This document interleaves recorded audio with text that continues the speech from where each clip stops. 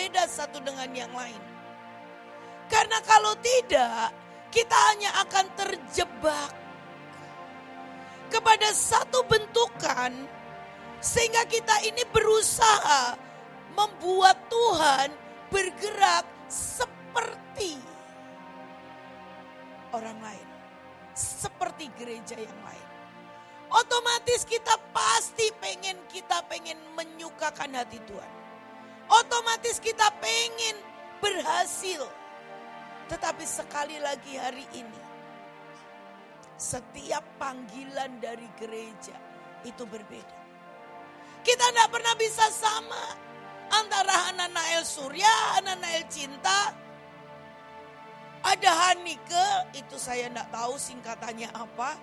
Hananael apa, saya kurang tahu. Dan ada di tempat ini. Tapi hari ini, seberapa kita mengerti. Karena masalahnya yang kita layani itu Tuhan. Tuhan itu punya pribadi. Tuhan itu adalah seorang pribadi. Dan sekali lagi dia punya selera. Dia punya kehendak. Saya ini belajar satu pribadi saja. Ibu Iin. Pada waktu Ibu Nike melayani beliau. Maka dengan semua tugas, pekerjaan administrasi dan semuanya itu dilimpahkan kepada Ibu Nike. Pernah enggak Ibu Nita masuk ke tempat itu? Pernah. Saya pernah jadi sekretarisnya Ibu Iin. Dan itu kurang lebih berapa tahun ya saya lupa. Semenjak saya dari tahun 98, 97 bergabung sampai saya menikah. Mungkin kurang lebih 3-4 tahun. Dan ada begitu banyak yang berantakan. Kenapa? Karena saya tidak pernah ada di tempat itu. Saya pernah ada masa-masa di mana saya merasa kok saya nggak bisa. Tetapi ternyata panggilan saya berbeda. Berbeda lagi dengan Ibu Ruth. Ini saya bicara tentang pribadi saja ya. Satu pribadi Ibu Iin. Setiap kali Ibu Ruth ada di sebelah Ibu Iin. Dia selalu ngomong, ini loh Ruth, aku pengen makan ini. Seperti ini enak, masaknya begini. Segala sesuatunya. Dan dia mulai cerita yang berbeda. Tetapi kalau Ibu Iin berbicara kepada saya, beliau berbicara yang berbeda. Beliau akan mulai bercerita tentang Roh Allah sedang bergerak kemana. Hati Tuhan sedang mau apa. Bagaimana bisa membuat semua kerinduan Tuhan itu bisa jadi supaya di surga dan di bumi itu bisa jadi. Nah, saya ini cuman hari-hari ini saya ini merenungkan. Ada begitu banyak kita tahu hadirat Tuhan yang sangat kuat ada di Mahanaim. Banyak kota-kota berusaha minta chord, minta cara tutorial menari, tutorial semuanya. Tetapi seberapa kita mengerti bahwa Tuhan itu disukakan dan didekati bukan karena sebuah metode dan cara. Dan saya tidak ingin kita ini terjebak satu dengan yang lain. Kenapa? Karena kita memang diciptakan itu berbeda. Mari kita baca. Dari Efesus 2 ayat yang 10. Dikatakan seperti ini. Karena kita ini buatan Allah. Diciptakan dalam Kristus Yesus. Untuk melakukan pekerjaan baik. Yang dipersiapkan Allah sebelumnya. Ia mau supaya kita hidup di dalamnya. Sekali lagi firman Tuhan berkata, kita ini adalah buatan Allah, diciptakan dalam Kristus Yesus untuk melakukan pekerjaan baik. yang dipersiapkan Allah sebelumnya. Ia mau supaya kita hidup di dalamnya. Jadi Bapak Ibu, kita ini diciptakan oleh Allah di dalam Kristus Yesus. Untuk apa? Untuk melakukan perbuatan baik. Gak cuman satu, ada begitu banyak perbuatan. Kita diciptakan untuk menggenapi setiap perbuatan baik. Dikatakan apa? Yang sudah disiapkan Allah sebelumnya. Kenapa kita ini begitu berbeda satu dengan yang lain? Karena yang kita kerjakan ini sudah disiapkan bahkan sebelum kita lahir. Firman Tuhan berkata, Tuhan mengenalmu sebelum engkau bakal anak. Dan firman Tuhan itu katakan diciptakan. Arti katanya itu adalah workmanship. Dia adalah hasil dari workmanship. Hasil dari perbuatan tangan manusia yang diciptakan di dalam Kristus Yesus. Arti kata created, diciptakan, itu adalah peuma.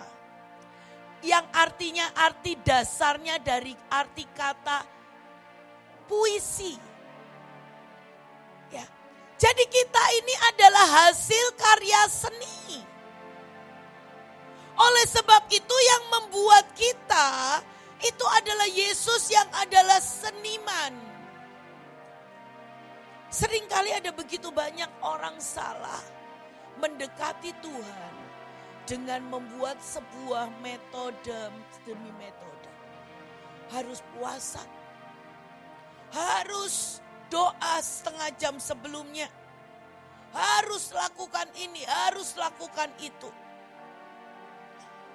Tapi yang penting seberapa kita ini mengenal hati daripada pribadi yang membuat kita menjadi ciptaan karya seninya. Untuk memahami sebuah karya seni, seringkali kita ini tidak bisa ngerti kenapa lukisan ini demikian mahal. Betul? Seringkali kita tidak bisa ngerti kenapa lukisan ini dibilang indah. Menurut saya itu tidak ada bentuknya, cuman coretan-coretan. Nah, inilah yang seringkali saya merenungkan hari ini. Bagaimana kenapa kita ini seringkali terjebak. Sebagai pelayan Tuhan, sebagai gereja, seringkali kita terjebak di dalam keluarga, di dalam pelayanan terjebak. Kenapa? Kita belajar parenting seperti apa. Kita belajar bagaimana menggembalakan. Tidak pernah ada salahnya dengan itu. Tetapi kita lupa bahwa setiap kita ini adalah sebuah karya cipta dari karya seni Tuhan. Sehingga kita tidak akan pernah bisa mengarahkan anak kita. Kita tidak akan pernah bisa melayani orang-orang di bawah kita. Tanpa kita ngerti hatinya tentang pribadi demi pribadi. Saya pernah ada di masa di mana saya letih sekali dengan yang namanya anak saya. Saya cuma punya anak satu, anak perempuan.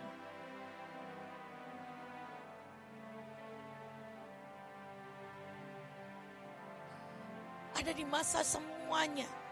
Saya nggak tahu ya seberapa kita kalau sudah jadi hamba Tuhan berani bercerita ini di hadapan semuanya.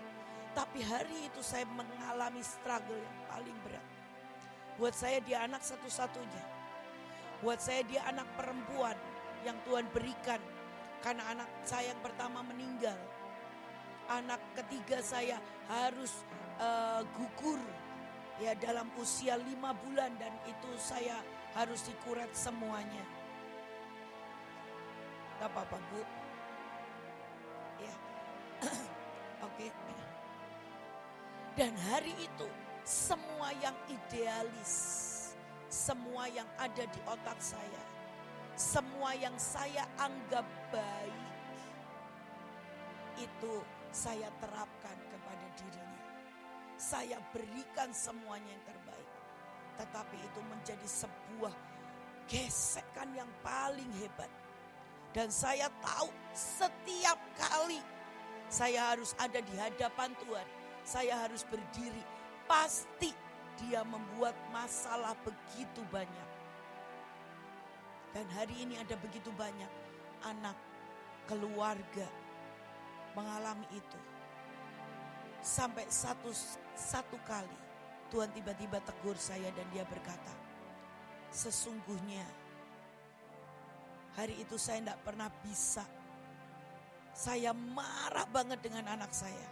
Dan Tuhan cuma berkata begini, seandainya dia anakmu, anak rumah singgah, bisakah engkau terima dia? Dan hari itu jujur itu menjadi sebuah hati yang sangat dikoyakkan. Tuhan berkata apa? Engkau sudah kehilangan cinta dan kasih yang mula-mula. Karena sesungguhnya saya cuma bisa memperlakukan dia menjadi semua yang terbaik. Tetapi saya tidak pernah menyelami hati Tuhan. Bagaimana apa yang Tuhan rindukan buat anak saya. Saya tidak pernah mengerti bagaimana hati Tuhan. Saya tidak berusaha tanya kepada orang, kepada pribadi yang sudah menciptakan anak saya. Menjadi sebuah karya maha indah. Dan disitulah saya menjadi saya bertobat dan saya berkata, Tuhan, ajarin saya sekali lagi. Ajari saya sekali lagi. Dan saya mau berkata hari ini Bapak Ibu, kita ini baru bulan April, tapi kita sudah menyelesaikan seberapa banyak. Kita sudah acara demi acara. Kita bangsa demi bangsa. Loh, sampai April ini aja saya sudah melewati berapa banyak. Saya sudah buat KKR di Sumba sampai 20.000 orang. Saya tidak sedang ngomongin apa yang saya bisa kerjakan, enggak. Tetapi ada sesuatu yang bisa menjebak kita kalau kita tidak berjalan dengan Roh Kudus. Kita tidak berjalan dan kita tidak mengenali setiap apapun yang Dia sodorkan di depan. Maka kita akan berkata ini caranya begini. Dan kita akan menjadi profesional menjadi penyembah. Profesional menjadi pelayan Tuhan. Profesional menjadi gembala. Profesional menjadi pendoa-pendoa. Dan saya juga tahu sebentar lagi Bethlehem akan pergi ke Bangladesh. Entah kemana. Seringkali buat saya hari ini, jangan sampai itu menjebak kita semuanya. Kalau firman ini saya sampaikan, saya juga sedang meraba hari-hari ini. Kenapa? Pada waktu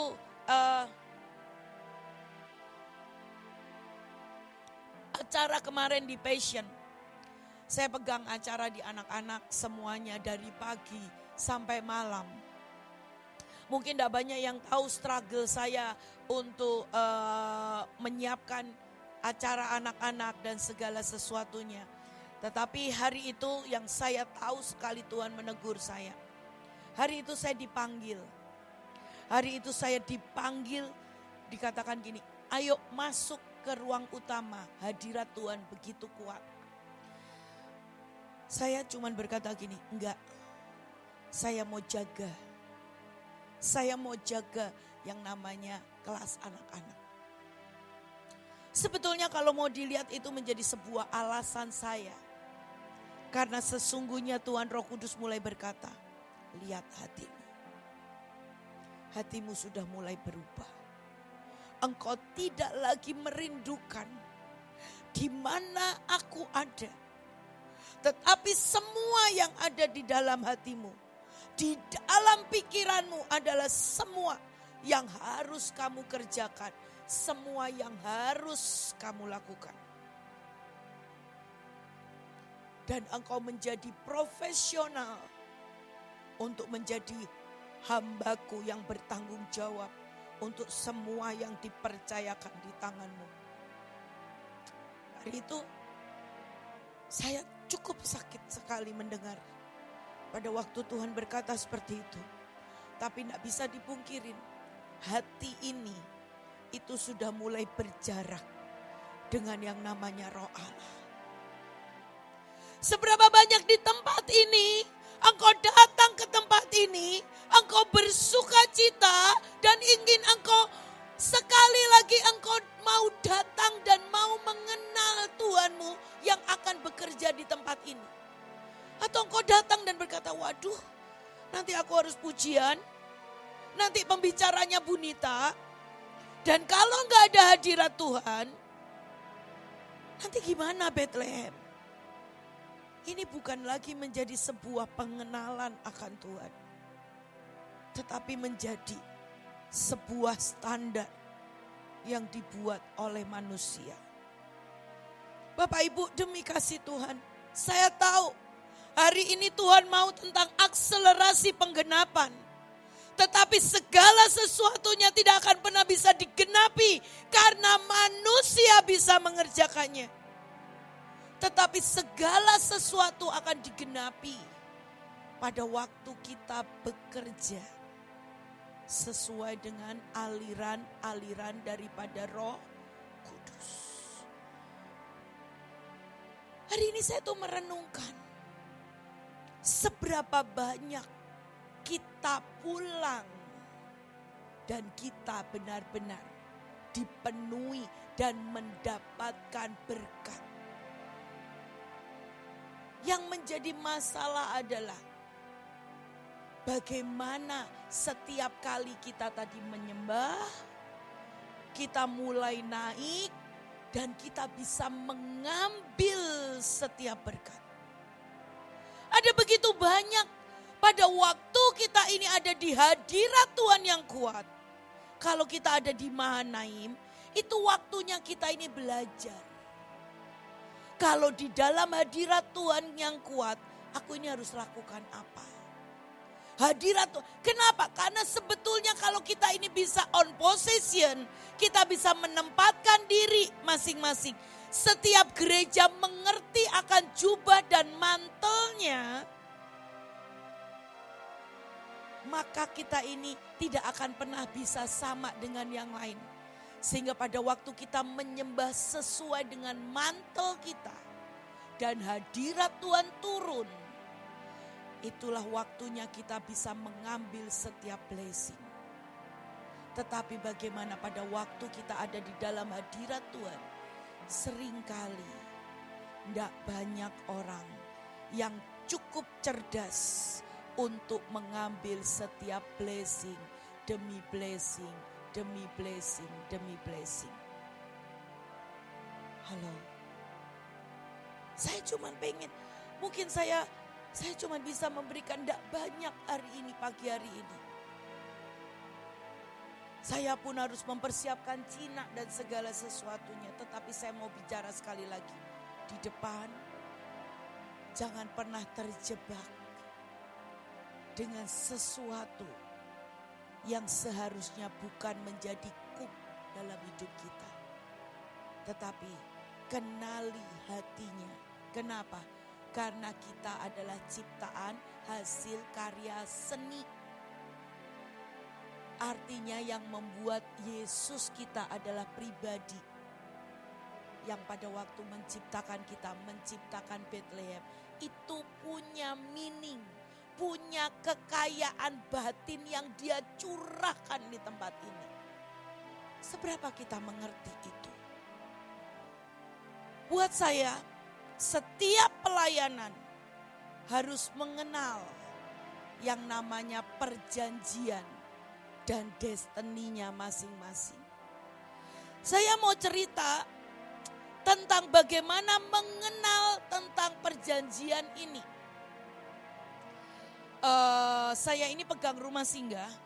Saya memang dari awal saya masuk, saya melayani rumah singgah. Tetapi hari itu dipimpin oleh suami saya. Dan saya sendiri, sesudah suami saya tidak lagi di Mahanaim, saya yang menggantikan. Saya melaksanakan semua rutinitas yang ada di rumah singgah.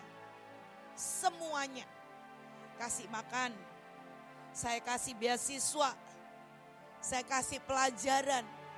Tetapi bahkan saya berikan semuanya, acara demi acara dan segala sesuatunya. Tetapi itu tidak bisa bertumbuh, tidak bisa berkembang. Sampai satu kali tiba-tiba Tuhan berkata begini, kamu ini mengerti gak sih perjanjian yang terkandung di dalam rumah singgah. Dan Tuhan mulai tunjukkan setiap perjanjian. Tuhan mulai tunjukkan setiap destiny. Dan hari itu membuat sebuah lompatan di dalam hati saya. Salah satunya, Tuhan itu bicara tentang perjanjian tali kirmisi. Tuhan bicara tentang perjanjian. Dikatakan apa? Yang paling kecil akan menjadi bangsa yang besar. Yang paling lemah akan menjadi bangsa yang kuat. Firman itu sering saya baca, tapi saya tidak pernah tahu itu menjadi sebuah perjanjian untuk rumah singgah.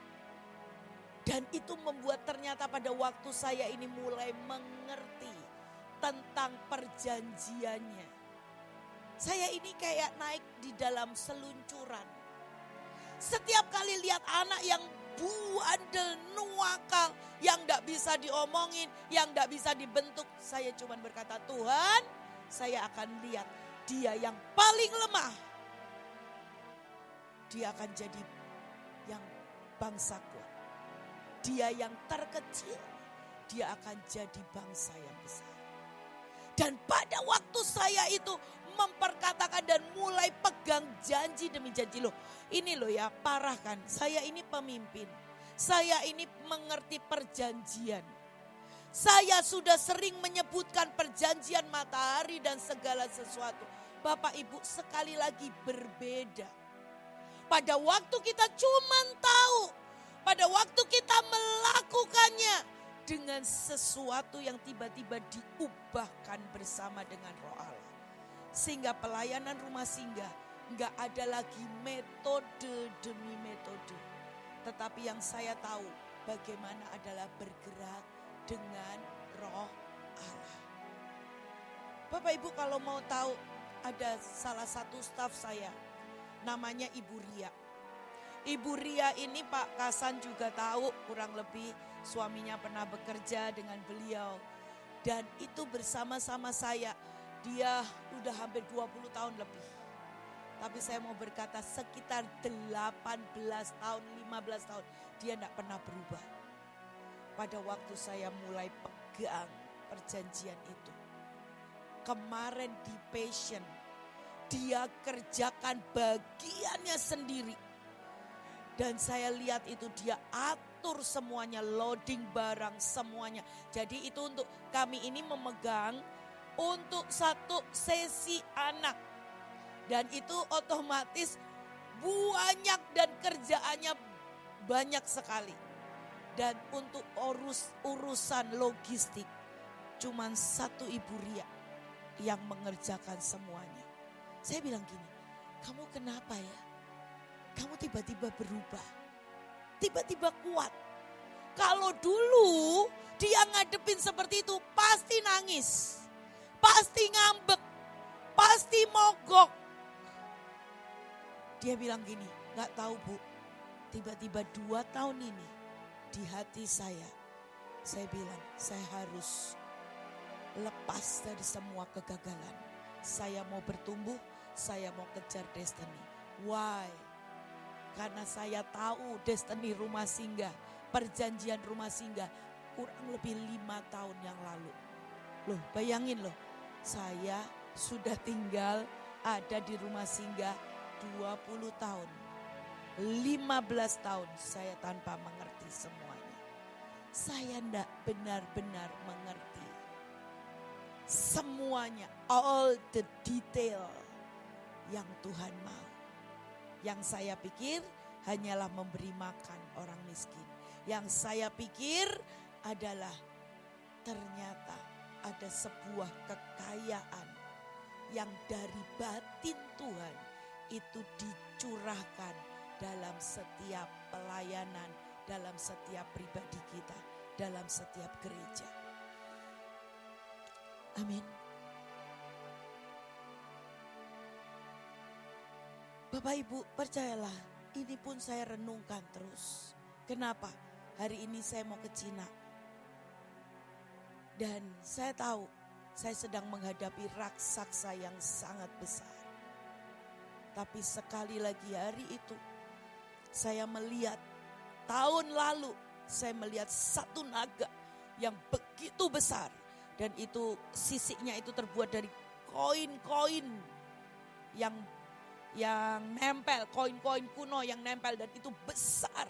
Dan itu datang waktu di Mahanaim, waktu ibu mau memberikan semua, Tuhan mau berikan kelimpahan, tiba-tiba dia datang. Dan Tuhan, saya dengar Tuhan berkata, kamu tahun depan kamu pergi ke Cina dan kamu harus perangi naga itu. Karena itu yang membuat yang namanya resesi, itu yang membuat hari-hari ini sedang berulang. Saya tangkap itu. Tetapi saya sungguh ngelihat ini betapa beratnya. Ibu In aja berkata, aduh Cina ini ampun. Dan saya berkata, iya Tuhan ini gimana? Bayangin aja, saya sudah lihat senjatanya itu berlapis-lapis. Senjata dari kuasa kegelapan, senjata dari dinasti ke dinasti, senjata teknologi. Saya bilang ini gimana ngalahinnya? Sekali lagi, tapi Tuhan itu berkata apa?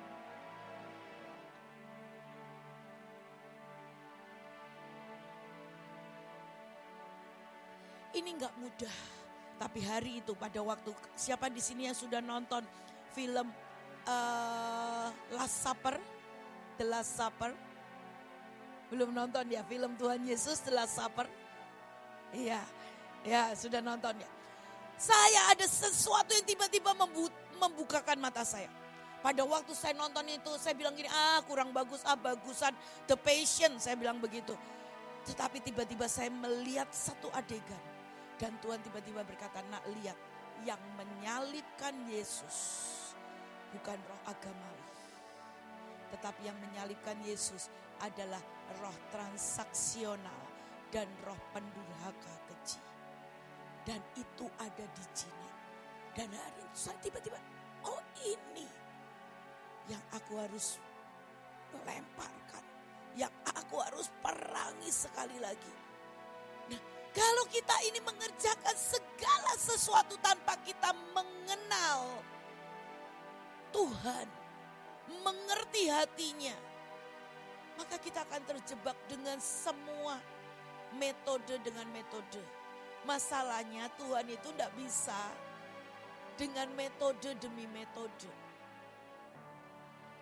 Amin. Tuhan tidak bisa dengan semua logika kita, dengan semua matematika kita, Tuhan tidak bisa. Ya. Mari kita belajar lagi. Ya. 2 Korintus 3 ayat yang ke-17. Sebab Tuhan adalah roh, dan di mana ada roh Allah, di situ ada kemerdekaan. Seberapa kita ini membiarkan Roh Kudus bekerja.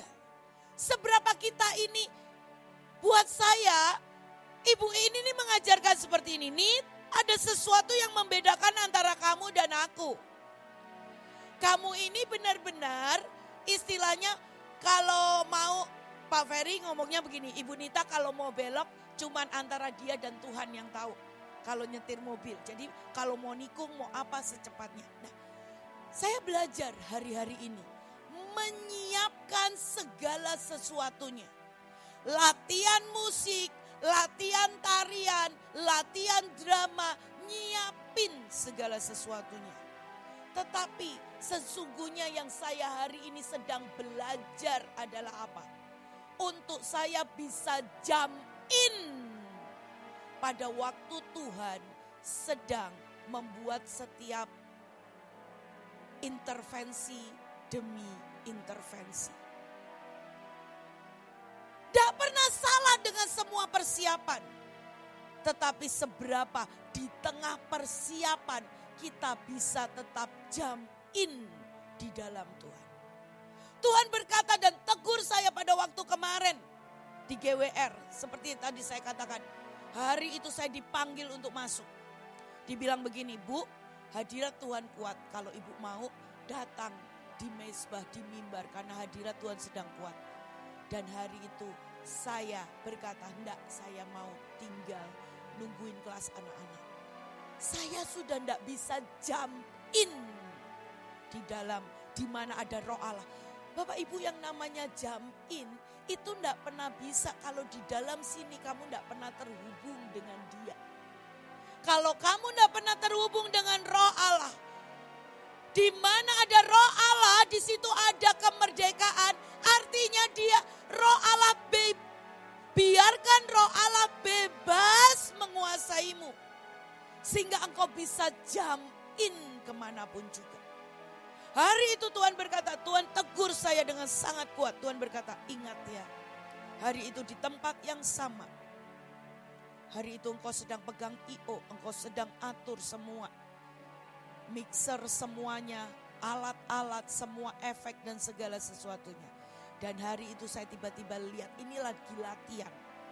Lagi latihan dan saya lihat hadirat Tuhan kuat. Saya tinggalkan alat-alat, saya lari, saya tersungkur.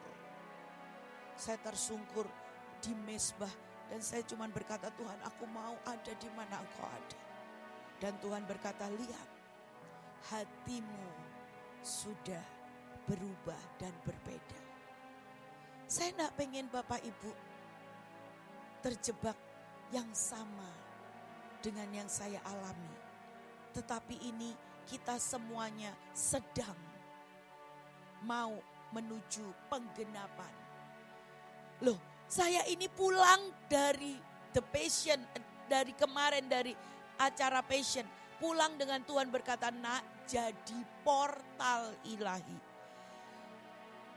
Kalau tanpa kita bisa jump in, kita tidak akan pernah bisa menjadi portal ilahi. Kita tidak pernah membebaskan Tuhan bekerja. Kita tidak pernah bisa jadi portal ilahi.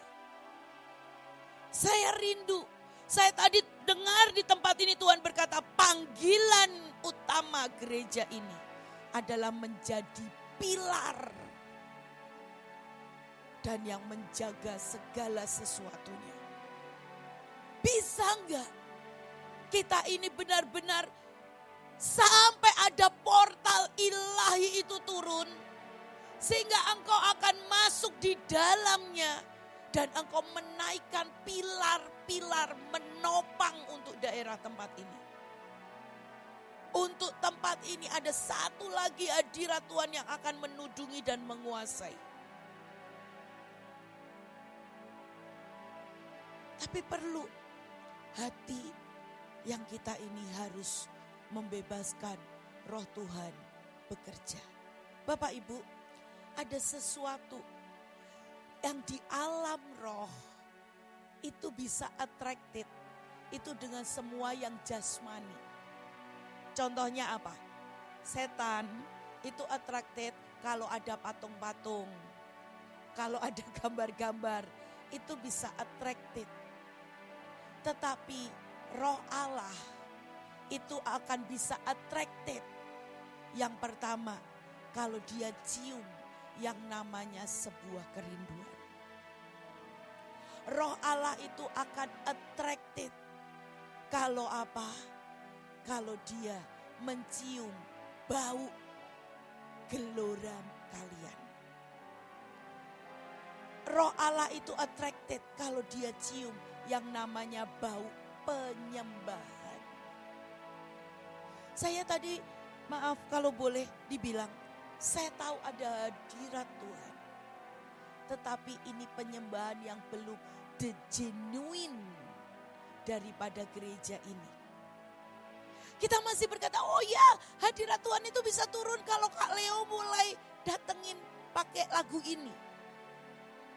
Hadirat Tuhan itu bisa turun pada waktu mulai pakai lagu-lagu yang minor-minor. Tetapi hari ini saya cuma bisa katakan sekali lagi. Bukan caranya yang akan attracted Tuhan. Tetapi penyembahan yang di dalammu ini yang akan attracted Tuhan. Amin. Dan itu seringkali tidak bisa cuman ada di tempat ini. Itu bergantung bagaimana engkau berjalan. Bagaimana engkau ditemui di kamar doa. Bagaimana engkau nempel dengan Tuhan. Dan sekali lagi saya berkata ini bukan jelek. Saya bisa rasakan hadirat Tuhan. Tapi Tuhan berkata berbisik. Nah, aku rindu yang genuine dari mereka keluar. Yang benar-benar itu nyembah mungkin enggak banyak. Pakai lagu-lagu Batra atau mungkin lagu-lagu yang sangat sederhana. Tapi cuman Tuhan rindu. Saya itu enggak tahu, tapi saya cuman rasakan. Tuhan itu rindu dupanya Pak Kasan. Orang yang dengan simpel mengikuti Tuhan. Tanpa agenda. Tanpa ada apapun juga di baliknya. Dia cuma berkata ya buat yang Tuhan mau. Dan biar dari tempat ini keluar sebuah penyembahan yang genuine. Percayalah pada waktu engkau menyembah. Dan di dalammu ini ada sebuah penyembahan yang nyala di hadapan Tuhan. Percayalah itu penyembahan itu akan naik. Dan itu akan membawa hadirat Tuhan itu turun. Dan ini gereja yang sebagai pilar, ini akan berdiri di tempat ini. Saya pernah berusaha berkali-kali Bapak Ibu. Saya pengen khotbah untuk bisa khotbah keren. Khotbah bagus. Bahkan seringkali saya malu sama anak saya. Kenapa? Menurut saya anak saya khotbahnya lebih keren daripada saya. Tapi satu kali Tuhan cuma berkata begini. Kamu mau khotbah keren. Kamu mau khotbah bagus. Yang kamu mau. Karena kamu pengen turun dari mimbar. Orang berkata, Bu terima kasih. Khotbahnya memberkati saya. Tapi engkau tidak sedang menyuarakan hatiku. Engkau tidak sedang memberitahukan semua yang keluar dari perkataanku. Tetapi engkau cuma pengen khotbah keren. Bapak Ibu, yang kita layani adalah Tuhan yang punya pribadi, punya selera. Dan sekali lagi, biarkan Roh Allah merdeka menentukan apapun yang Dia suka di tempat ini. Bukan selera kita, tetapi biar seleranya itu yang menjadi kesukaan kita. Kalau Dia cuma suka engkau duduk diam, semuanya nyembah, lakukan itu. Tapi Tuhan cuma rindu sebuah penyembahan yang genuine, yang keluar. Karena kita ini diciptakan menjadi hasil karya seni. Kita bukan mesin. Kita bukan mesin penghasil khotbah. Kita bukan mesin penghasil lagu-lagu. Amin. Maafkan saya kalau saya sekali lagi khotbah saya enggak keren. Saya pun PPT hari ini saya bisa aja memberikan Bapak Ibu PPT saya yang lalu-lalu. Tetapi saya belajar ngikutin yang ada di hati Tuhan. Dan saya mau sampaikan seperti ini. Mari kita baca, kita belajar lagi. Dari 2 Raja-Raja. Ayat ketiga 14 sampai dengan 19. Berkatalah Elisa. 2 Raja-Raja 3, 14 sampai 19. Ini cukup panjang, kita akan baca berganti-gantian. 1, 2, 3. Berkatalah Elisa, demi Tuhan semesta alam yang hidup, yang di hadapannya aku menjadi pelayan. Jika tidak karena Yosafat Raja Yehuda, maka sesungguhnya aku ini tidak akan memandang dan melihat kepadamu. Mari ayat 15.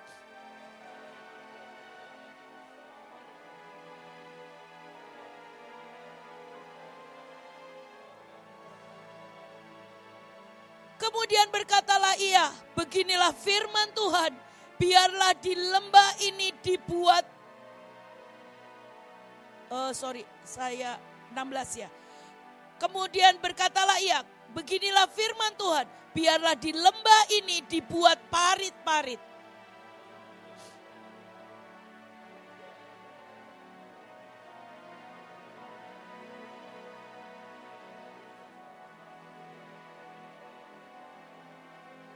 Dan itu pun adalah perkara ringan di mata Tuhan. Juga orang Moab akan diserahkannya ke dalam tanganmu.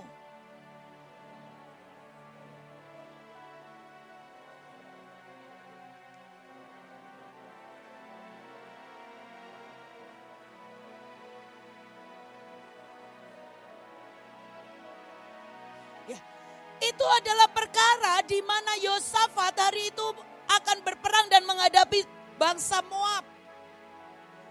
Dan hari itu dia panggil Elisa. Dia berkata, Elisa, bernubuatlah. Aku akan pergi berperang, bernubuatlah Elisa. Aku mau tahu tentang perkataan Tuhan. Dan apa yang dikerjakan, Elisa berkata apa? Panggillah pemetik kecapi. Kenapa? Pada waktu pemetik kecapi itu memainkan kecapinya, maka roh Allah itu menguasai Elisa. Dan Elisa menubuatkan semua yang ada di hati Tuhan. Sampai dia berkata, itu pun mudah bagi Allah. Kita ini akan menjadi manusia-manusia ilahi. Kita ini akan menjadi portal-portal ilahi kalau kita dikuasai oleh roh Allah. Nangkep gak sih? Hari itu Elisa dipanggil untuk bernubuat oleh Yosafat. Dan Elisa berkata begini, Yosafat, kalau kamu mau aku bernubuat, gak bisa. Kalau gak ada pemetik kecapi dan aku gak dikuasai oleh roh Allah, maka aku akan berkata-kata dari diriku. Tetapi yang aku harus sampaikan adalah yang dari Allah. Kalau Elisa harus menyampaikan yang dari Allah, maka dia harus dikuasai oleh roh Allah. Dan roh Allah itu menguasai, kendaraannya adalah apa? Kecapi.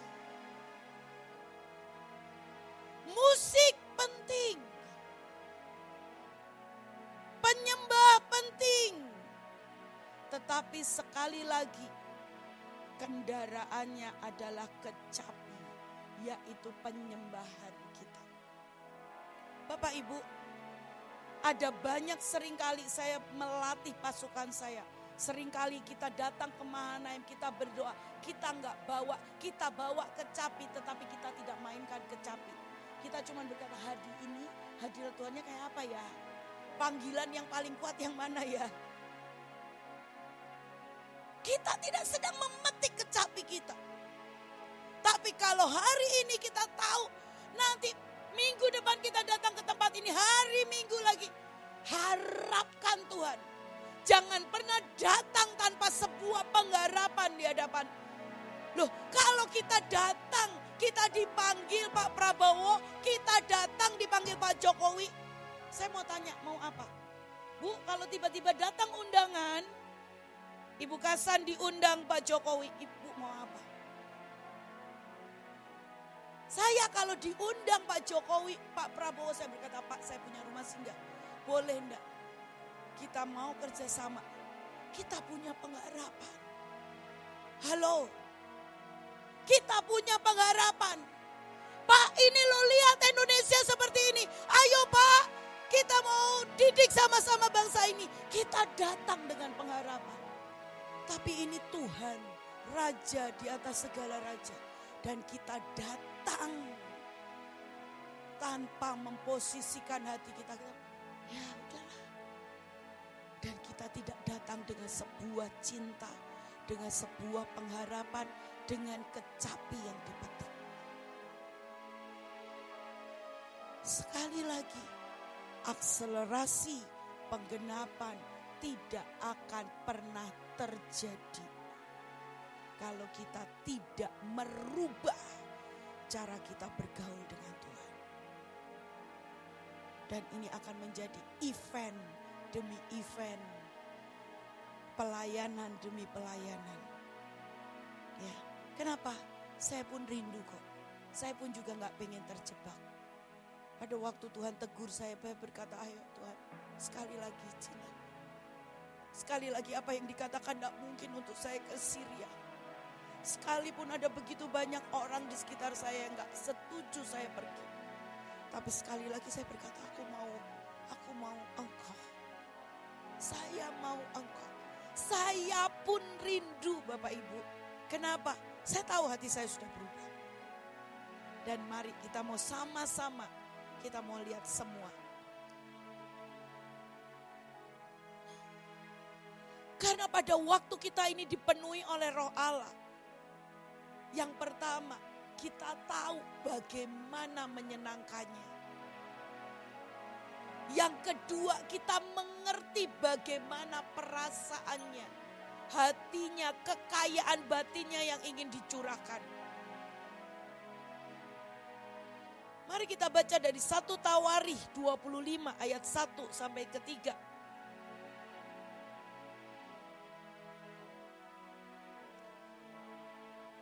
Saya bacakan. Selanjutnya, untuk ibadah Daud dan para panglima menunjukkan anak-anak Asaf, anak-anak Heman, anak-anak Yedutun. Mereka bernubuat dengan diiringi kecapi, gambus dan ceracap. Daftar orang-orang yang bekerja dalam ibadah ini ialah berikut. Dari anak-anak Asaf ialah Sakur, Yusuf, Netanya dan Asarela. Anak-anak Asaf dipimpin di bawah pimpinan Asaf yang bernubuat dengan petunjuk raja. Dari Yedutun ialah anak-anak Yedutun, Gedalia, Seri, Yesaya, Sime, Hasabya dan Matika. 6 orang di bawah pimpinan ayah mereka, Yedutun, yang bernubuat dengan diiringi kecapi pada waktu menyanyikan syukur dan puji-pujian bagi Tuhan. Mereka bernubuat pada waktu puji-pujian. Kita akan melihat setiap Roh Allah bekerja pada waktu puji-pujian. Dan inilah yang seringkali terlewatkan oleh kita semuanya. Pada waktu Roh Allah menguasai, pada waktu Roh Allah mulai turun, seringkali kita cuma mau lihat apa yang akan terjadi. Tetapi kita tidak membuat diri kita terkoneksi dengan Tuhan. Saya mau berkata, ini loh rahasianya. Saya enggak lebih baik dibandingkan yang lain. Tetapi yang Tuhan ajarkan dan hari ini saya mau kembali lagi ke situ. Bahkan lebih lagi, setiap kali ada hadirat Tuhan, setiap kali Tuhan ada, saya membuat diri saya terkoneksi dengan Tuhan. Dan pada waktu hadirat Tuhan yang sangat kuat, pada waktu engkau tiba-tiba terkoneksi dengan Tuhan, naikkan setiap semua yang ada di dalam hatimu. Maka itulah sebuah langit yang terbuka. Itulah sebuah perkenanan di mana Tuhan itu, Bapa itu adalah Bapa yang murah hati. Bapa yang rindu memberkati kita. Yang menjadi masalah seringkali timing kita gak tepat. Seringkali kita berteriak-teriak di saat yang salah. Tapi di mana Roh Allah itu turun, menguasai, dan kita mulai naikkan itu di hadapan Tuhan. Percayalah, apapun yang ada di hatimu, itulah yang saya mau katakan mukjizat. Itulah yang saya katakan penggenapan demi penggenapan. Gampang-gampang susah Bapak Ibu. Gampangnya adalah apa? Karena memang Bapak itu rindu untuk didekati. Bapak itu rindu untuk memberkati. Susahnya apa? mengenal. Susahnya melihat momentumnya. Susahnya apa? Meraba. Kenapa? Kalau engkau ada di tempat ini, engkau naikkan satu lagu, engkau harus mulai lihat Tuhan suka enggak. Begitu engkau enggak suka, change. Begitu Tuhan suka, naikkan. Dan engkau harus tahu apa lagu berikutnya yang Tuhan inginkan. Apa yang harus dikerjakan. Itu yang membuat seringkali kita ini pemimpin-pemimpin di Manaim kalau nggak siap kita cuma lempar mic. Kenapa? Itu nggak bisa asal bicara. Karena kita harus menata semua sesuai dengan hukum-hukum roh yang ada. Kita menangkap kairos dan momentum.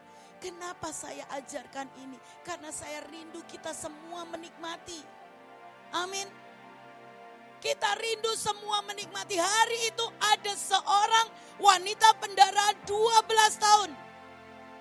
Saya melihat filmnya. Saya nonton film The Chosen.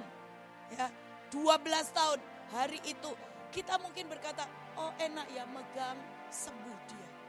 Hari itu dia meresikokan diri. Kenapa? Wanita pendarahan. Hari itu semua orang berkata, kamu tidak boleh mendekati. Kamu tidak boleh datang. Kenapa? Hukumnya harus dilempar batu, dirajam. Kenapa? Kalau itu pendarahan, dianggapnya kotor dan tidak boleh menyentuh.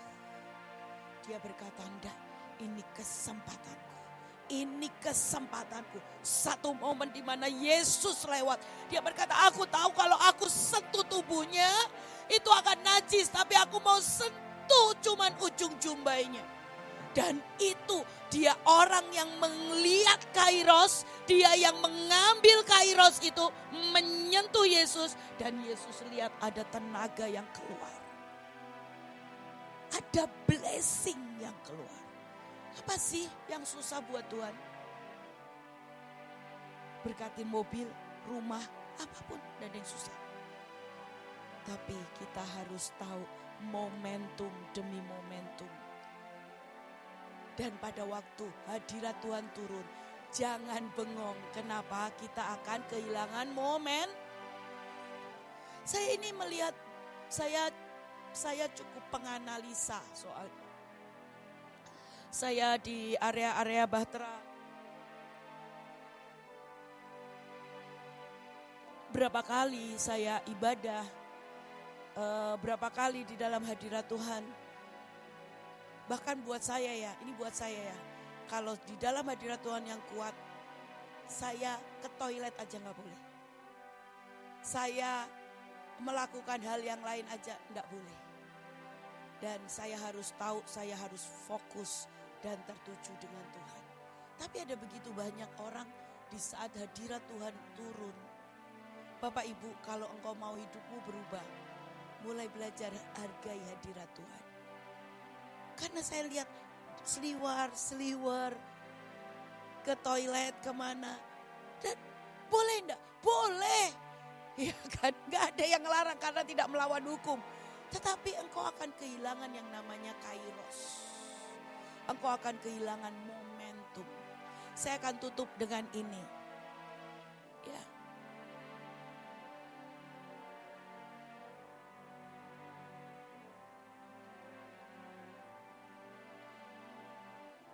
Ya, kita baca dari Kisah Para Rasul 8 ayat 29 sampai dengan 30. Ini adalah cerita tentang Filipus. Lalu kata Roh kepada Filipus, pergilah ke situ dan dekatilah kereta itu. Filipus segera ke situ dan mendengar sida-sida itu sedang membaca kitab para nabi. Kitab Nabi Yesaya, kata Filipus, mengertikah Tuhan apa yang Tuhan baca itu? Lanjut ayat yang ke-38 dikatakan seperti ini. Lalu orang Ethiopia itu menyuruh menghentikan kereta itu. Dan keduanya turun ke dalam air. baik Filipus maupun sida-sida itu. Dan Filipus membaptis dia. Dan setelah mereka keluar dari air, Roh Tuhan tiba-tiba melarikan Filipus dan sida-sida itu tidak melihatnya lagi. Ia meneruskan perjalanannya dengan sukacita. Saya berkata seperti ini ya. Hari itu Filipus mendengar Roh Allah berkata, pergi. Coba kalau Filipus berkata, bentar, saya masih nyiapin dulu. Dia kehilangan enggak? Dan hari itu dikatakan pergi. Itu ada sida-sida yang sedang mencari aku. Dia enggak ngerti sedang baca kitab Yesaya. Padahal dia bisa dibaptis. Dan hari itu dengan segera Filipus pergi. Dan hari itu dia menangkap momentum Tuhan. Maka dia ketemu sida-sida itu dan sida-sida itu hari itu memberikan dirinya dibaptis. Tetapi sesudah dia membaptis sida-sida, tiba-tiba dikatakan apa? Roh Allah membawanya pergi dan tidak bisa dilihat oleh manusia. Bapak Ibu, begitu kita merelakan diri untuk setiap agenda kita dikuasai oleh Roh Allah. Kita mengganti semua agenda kita dengan agendanya Dia. Percayalah, hidupmu akan dipakai jadi portal ilahi. Dan itu yang akan membuat engkau tidak bisa. Manusia mau ngerjakan apapun, manusia mau niru apapun, manusia mau kerjakan yang sama apapun, tidak akan pernah bisa. Kenapa? Karena engkau mengerjakan yang manusia tidak bisa lihat. Hari itu Filipus, sida-sida itu selesai dibaptis, tiba-tiba dia mendapati dia sudah dilarikan oleh Filipus, oleh Roh Allah. Dan sida-sida itu tidak bisa melihat. Hari ini dengan semua percepatan. Ibu In kemarin bilang, Ibu Ruth kemarin berkhotbah, shifting kekayaan itu bisa dengan sekejap. Dan kita juga tahu bagaimana pada waktu kerusuhan tiba-tiba orang jadi kaya. Tiba-tiba di hari COVID tiba-tiba orang diberkati. Shifting itu dengan kecepatan Roh Allah hanya bisa pada waktu engkau dikuasai oleh Roh Tuhan. Amin. Ya, mari kita berdoa. Saya mau ajak kita menyembah sekali lagi. Kita mau menyembah Tuhan. Yesus.